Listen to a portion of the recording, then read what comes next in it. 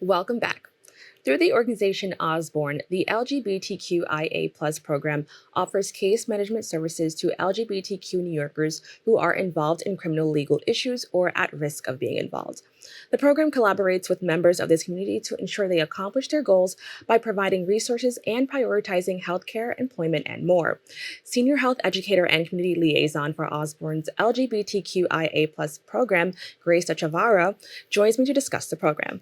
Grace, thank you so much for joining me. Thank you for having me.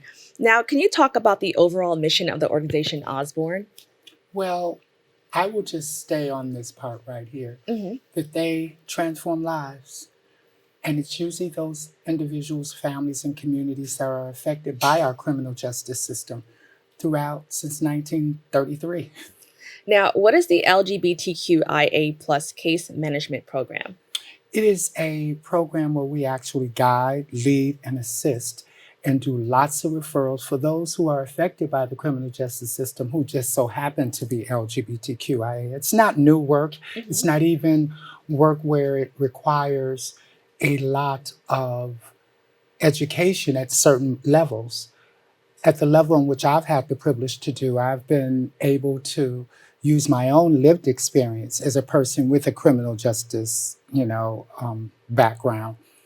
In that time, I've been able to, through the services that Osborne provided, to be able to come back as an employee and do those things. And boy, has it been not only productive, it has brought a new understanding that we've been there the whole time. And what I mean by that, we is LGBT and definitely our trans individuals. I think that's so amazing. I love to hear stories where people is like, an organization that helped you, eventually, joined the organization and was able to give back. Can you just explain why that was so important for you to kind It of was make so that? important. It is so important because a lot of times when you're in those spaces of incarceration or you're a detainee or you're just dealing with supporting family, a lot of times shame comes with that. There is no open society or open discussion on transitioning for whatever status that you are with when it comes to corrections or reentry. Now, why was it important to have a dedicated program to assist with the challenges members of this community face? And, what could be some unique challenges that may be important to focus on? One of the great things that has always been inspiring for anyone who does this work, whether they're LGBTQIA or just a human being, is that when you bring things of names like transition and recovery and treatment, people actually know that there are levels to this. There are some, like myself, who for years languished in all type of things when it came to my health, when it came to just general services that I needed to live.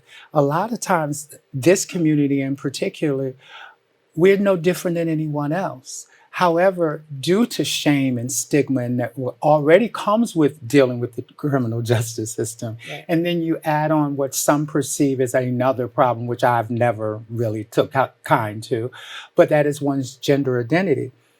Once that is at least given an opportunity to come to the table, and you see it as just another humane issue that needs to be dealt with. Now, you talked about the stigma a bit, and I think it's important to focus on that because although we do have these programs that are meant to help people, eventually you still have to go outside of the program and deal with other people. What do you think could be done in regards to addressing that stigma, and what could we do to kind of put an end to it? Well, I'm never going to be so detached, to use a word like end it. We are a minority in a community, in a society, in a world where our numbers don't match the majority. So I always say to those who do this work of reentry, understand that individuals like myself, trans individuals, and of course, the mainstays, people of color and Latinos, they're always going to be a part of the correctional system, unfortunately. However, I'm about normalizing and not continuing the stigma by default. And what do I mean by default is that putting one's gender in front of the situation. It's already obvious that when a person shows up or they disclose what their gender identity is. Let's move that to the side, not out of the way, but deal with the issues that are in front of you. What are in front of you? I was uneducated. I'm educated today. I had a previous incarceration issue. I had a homeless issue. I never dealt with health issues and things like that. Today, you will find that when you go to any of these programs that do similar work, but specifically Osborne, we're not inventing the wheel here. We are just not inventing the wheel. However, people need to see someone like me because a lot of times the stigma also comes with we have to go outside of this community to get to help this community. And that is just not true. I just believe that, like most of us believe, is that when you have a living, breathing person who has come from something and lives up to the word transition, it all helps everyone. Now, according to LGBTQmap.org, people from the LGBTQ community are frequently targeted and vulnerable to criminalization and abuse by law enforcement. Can you just tell me more about this occurrence and how it's affecting people from this community? Well, this is not new. Again, like most police issues, they come with a history. The history when it came to most, and I'm going to start off by saying trans people. Let's deal with that. Hmm. When it's always appeared to be a conversation about trans people and the police, it always either had to do with sex work, loitering, socializing publicly, and it being criminalized. Right. When you actually, as a community, or you are the police, or you are even community watch, or you're just a neighbor, and this is how you view that community, you need to see a face. You need to see someone who does represent that to give you another level of that. We could talk till we're blue in the face of what we should do.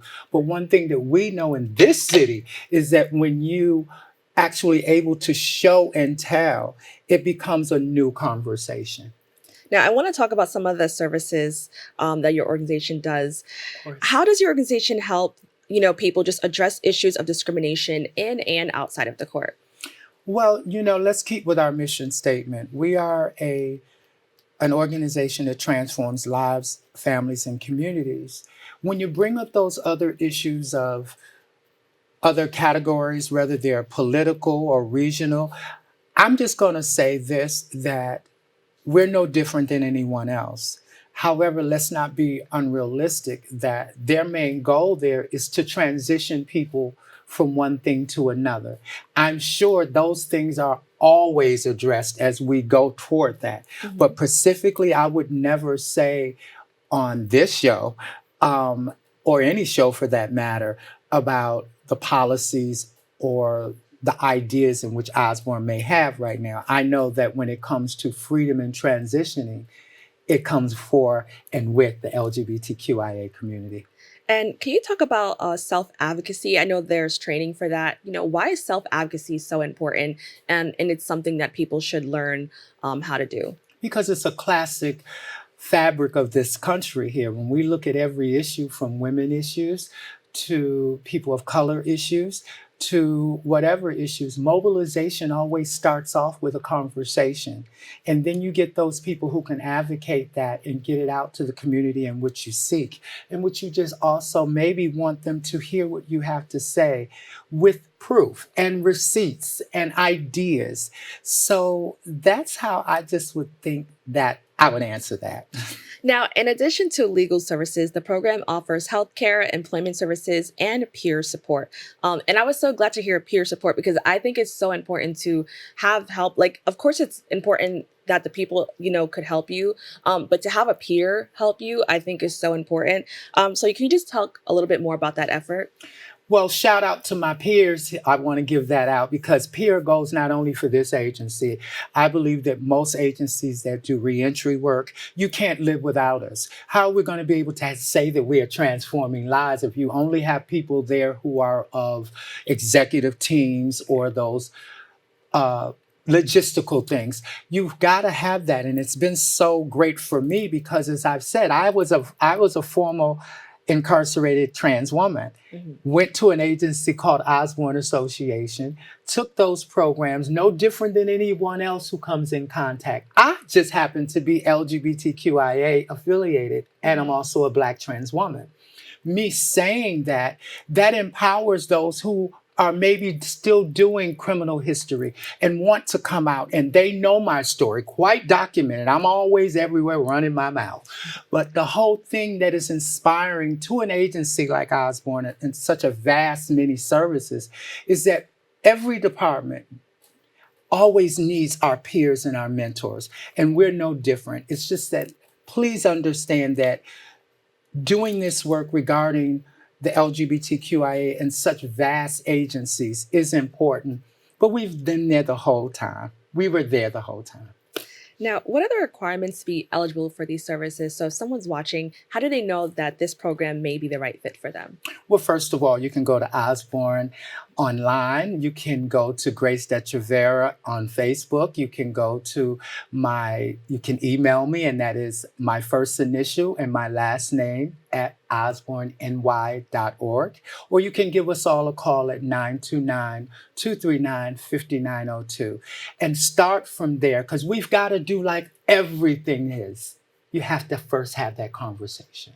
Now, what are some goals that you hope to achieve in the future in regards to the work that you're doing right now? Well, I'm achieving it now because doing this work, going around nationally and especially regionally in my Bronx, boogie down Bronx, people listen to realism. And it's not on a piece of paper all the time. You need that paper. Right. However, it's more inclusional and more tolerant, and it moves away from tolerance to it becomes ordinary and common. And we ain't there yet, but that is the idea. Well, Grace, I want to thank you so much for joining us and having this conversation. Thank you. To keep up with Osborne, please follow them on social media at Osborne Association. We've come to the end of our show today, and I'd like to thank all of our viewers and our guests for joining us, and you, the viewers, for tuning in. If you missed any part of today's show, you can catch the recable cast at 5 and 10 p.m. on Optimum, Channel 67, and Verizon Fios, Channel 33, or watch anytime on the web at bronxnet.org. I'm Kibin Alleyne, wishing you and yours safety and wellness now and always. See you next time.